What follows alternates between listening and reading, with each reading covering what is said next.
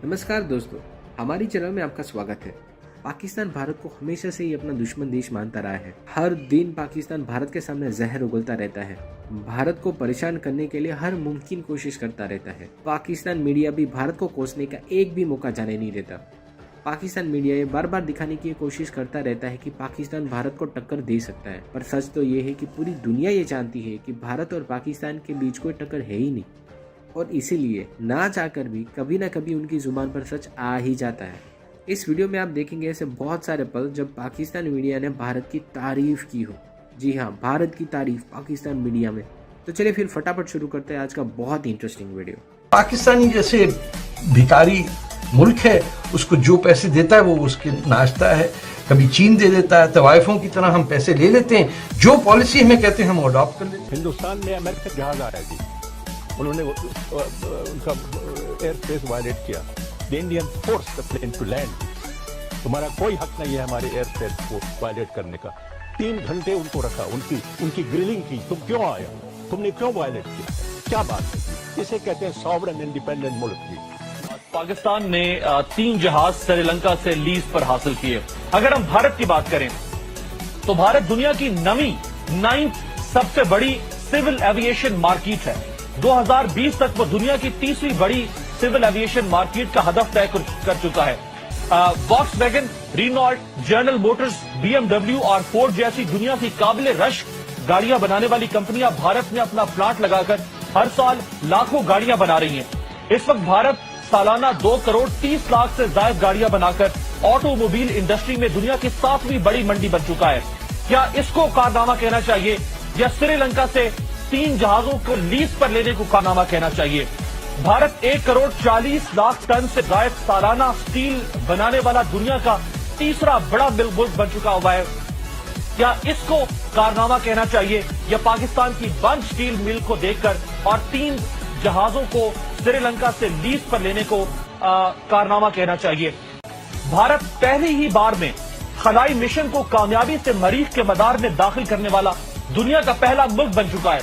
क्या इसको कारनामा कहना चाहिए या श्रीलंका से 3 जहाज उधार पर या लीज पर लेने को कारनामा कहना? हिंदुस्तान कितना दूर है यार, पूरी दुनिया में उसके इस मुसम्मम इरादे के और उस पर अमल दरामद के डंके बज रहे हैं। उसकी तारीफ व तौसीफ हो रही है जिस तरह उन्होंने सोलर एनर्जी से बिजली पैदा की है। जितने तुम आलमी जरायद उठा के देख लो, पिछले 2-3 महीनों के इकोनॉमिस्ट उठा के देख लो, न्यूज वीक उठा लो, तुम ये हेरल्ड देख लो, तमाम ने सुर्खियों के साथ अपनी टाइटल स्टोरीज दी है कि हिंदुस्तान ने पूरी दुनिया को हैरान कर दिया कि 3 साल पहले तक वहां पर सिर्फ सोलर एनर्जी से 174 मेगावाट बिजली पैदा हो रही थी, और आज सिर्फ 3 साल का अरसा गुजरने के बाद वहां पर 1400 मेगावाट से ज्यादा सोलर एनर्जी से बिजली पैदा हो रही है।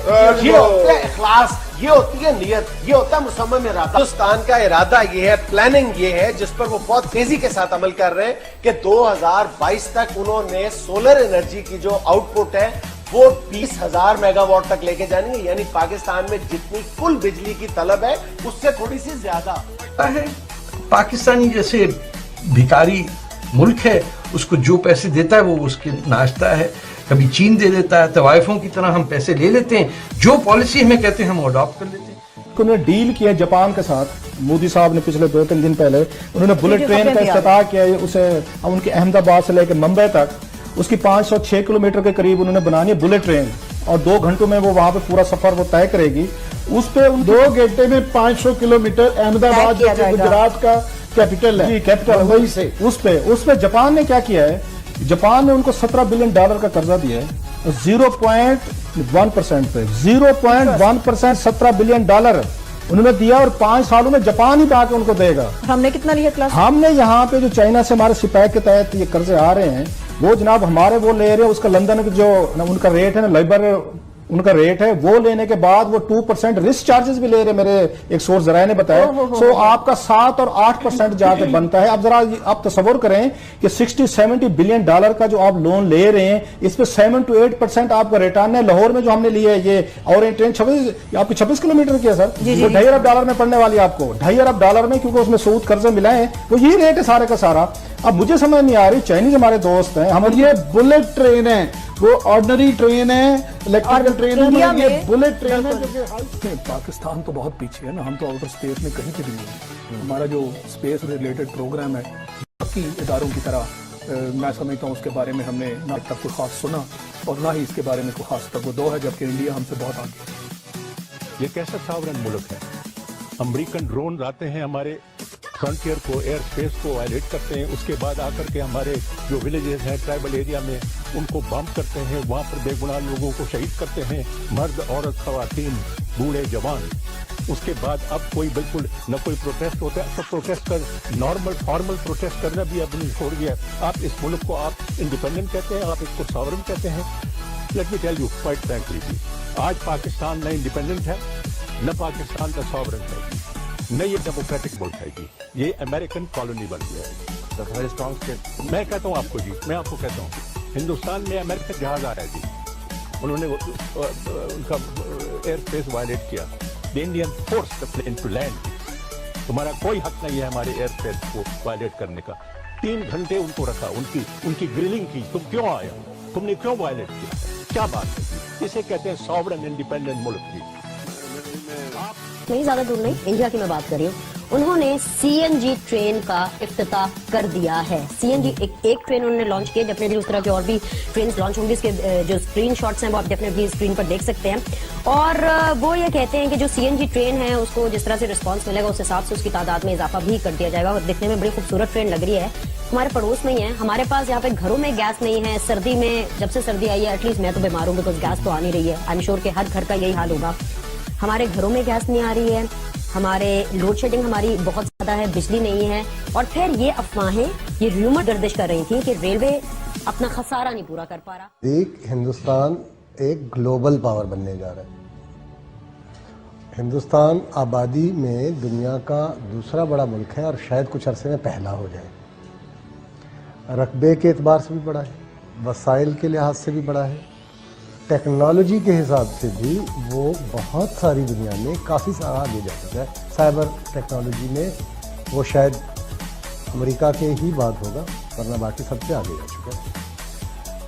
हम वहाँ इंडिया में जो तालीमी इदारे हैं वो उनकी यूनिवर्सिटियाँ दुनिया की बेहतरीन यूनिवर्सिटियाँ जो हैं उनका दर्जा पाने में मशगूल हैं और कई स्कूल जो होंगे वो ये दर्जा रखते हैं, जिसको वर्ल्ड क्लास यूनिवर्सिटी कहते हैं। हमारा भी उस लिस्ट में नाम नहीं है कहीं। थोड़ी सी बात अपने पड़ोसी मुल्क भारत की भी कर लें।